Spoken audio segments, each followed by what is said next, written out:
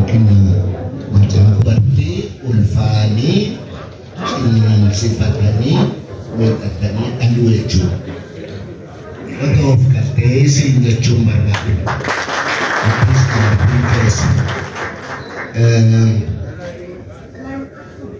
Kitaabni kun waa'ee dinagdeeti. Dinagdee akka Oromoon beekutti Oromoon qabeenyaadhaan wanni inni jedhu horii jedha. Horii. Birriidhumaaniyyuu horii jedha miti. Horii jechuun waan horu jechuudha malee waan nyaatan jechuu miti. So kanaafuu horii aadaatu horataa jedha. Oromoon nama aadaa qabutu horii qaba.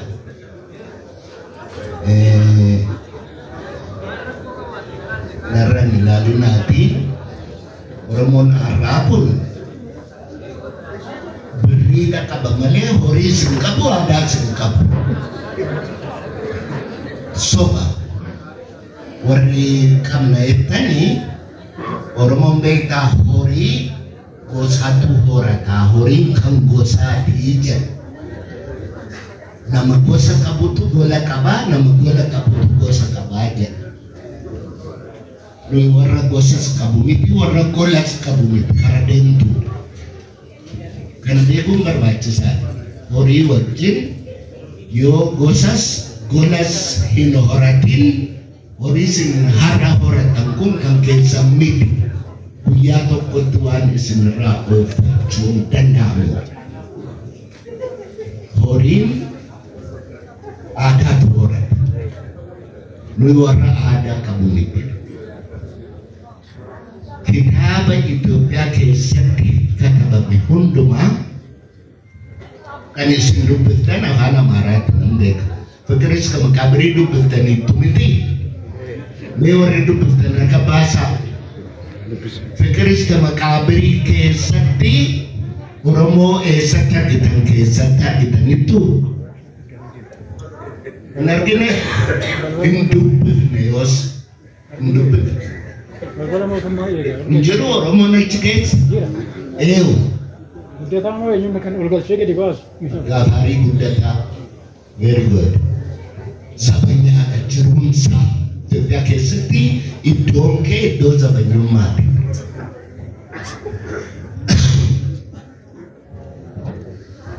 Admaas Baashaagar waan jedhamu dubbiftanii leettu mee namni dubbiftan. Ofuma rakkannaa bar. Warri afaan Amaaraa kana hun dubbisin afaan Oromoo dubbiftu jedhee namni sin hin jiru. Kun qaanii. Na dhukkuba yeroo akkas jedhu na dhukkubaadhaan jedhaayira. Dhukkubaadhaan jedhaan. Maaliif dubbiin kun dhugaadha. Uummanni hin dubbifne bilisoomuu hin danda'u. Duroomuus hin danda'u. Akka Oromootti hin duroomtan akka alagaatti duroomuu dandeessu. Warra iyyuu jira dureessi baay'een akka alagaatti kan duroome qabna. Kan keenya miti malee. Ani wanni guddaan fakkeenya guddaadha jedhee har'a argaa jiru kuni obboleessi keenya guutuun bagahuuf kalte ammallee. Maaliif Oromoon miliyoonii 50-60tu jiraa jenna.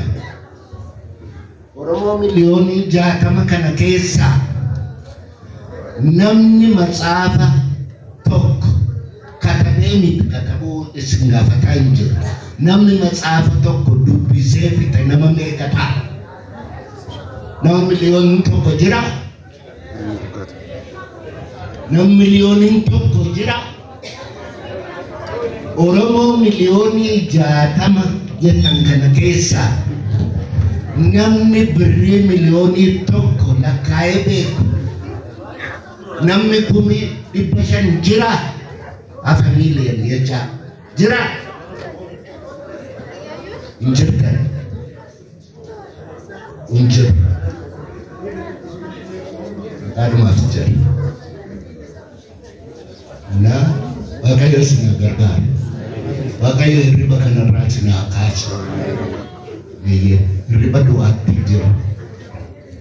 Karena macaafa dubbisun namni macaafan dubbifna hin bilisomu abadan.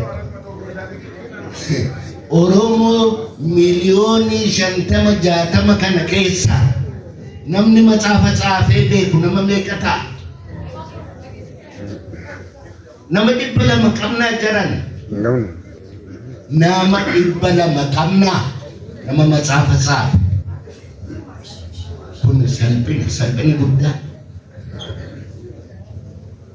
Maranneerra jennammoo dubbii isinitti dheeressuu hirribaa ka'uun gaariidha. Wanni har'a argitan kun waan hirribaa isin kaasu haa ta'u jedhee kan waaqa isiniif ofiifis godhadhaa fayyadaa.